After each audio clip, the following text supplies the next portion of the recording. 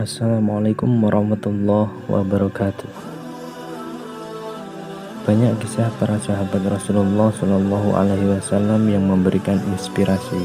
Salah satunya adalah sahabat bernama Abdullah bin Ummi Maktum radhiyallahu an. Beliau adalah seorang sahabat senior Rasulullah yang terlahir dalam keadaan tunanetra atau buta. Dikisahkan bahwa Abdullah bin Ummi Maktum di usia senjanya pernah meminta kepada Rasulullah SAW agar diperbolehkan sholat 5 waktu sendiri di rumah karena kekurangan fisiknya.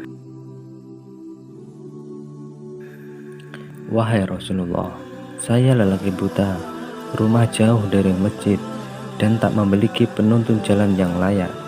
Apakah saya memiliki rukhsah atau keringanan untuk menjalankan sholat di rumah? Ujar Abdullah bin Ummi Maktum.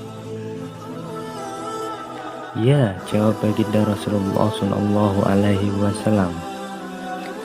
Awalnya Rasulullah Shallallahu Alaihi Wasallam mengizinkan Abdullah bin Ummi Maktum. Lalu ia beranjak keluar. Segera dipanggil kembali oleh Rasulullah.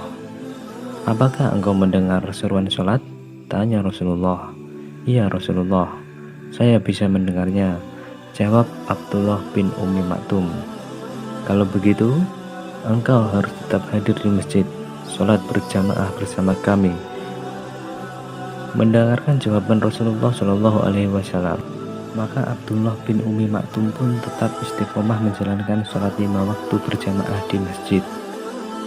Dalam riwayat Ahmad disebutkan bahwasanya antara rumah Abdullah bin Ummi Maktum dengan masjid terdapat bebatuan dan pohon-pohon kurma. Sementara seperti diketahui bahwa Abdullah bin Ummi Maktum adalah sahabat mengalami kebutaan, sehingga akan sulit melalui jalan tersebut.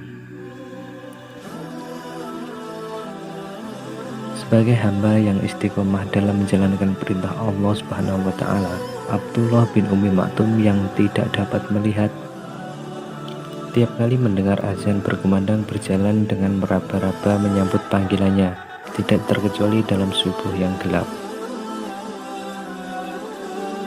Hingga pada suatu hari Abdullah bin Ummi Maktum tersandung sebuah batu lalu tersungkur. Darahnya mengaliri wajah. Namun ia kembali bangkit seraya mengusap darah yang mengaliri wajahnya. Abdullah bin Ummi Maktum pun melanjutkan perjalanannya menuju masjid.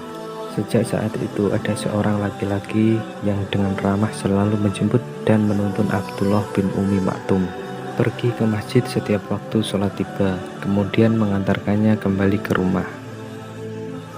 Ternyata lelaki asing itu melakukan hal ini setiap hari, hingga suatu hari Abdullah bin Ummi Maktum menanyakan nama dan asal lelaki itu.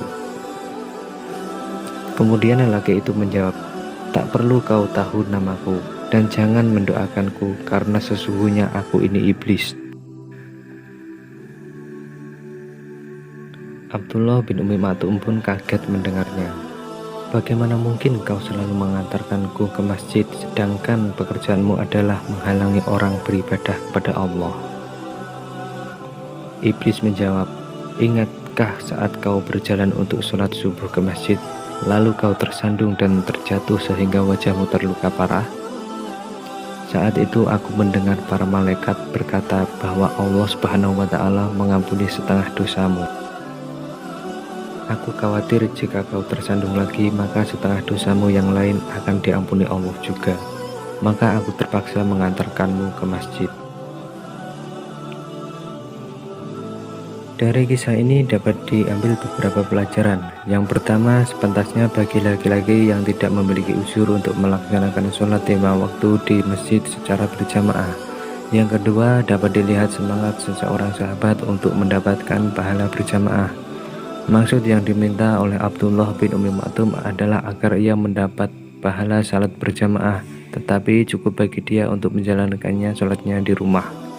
Namun hal itu tidak diizinkan oleh Rasulullah Shallallahu Alaihi Wasallam.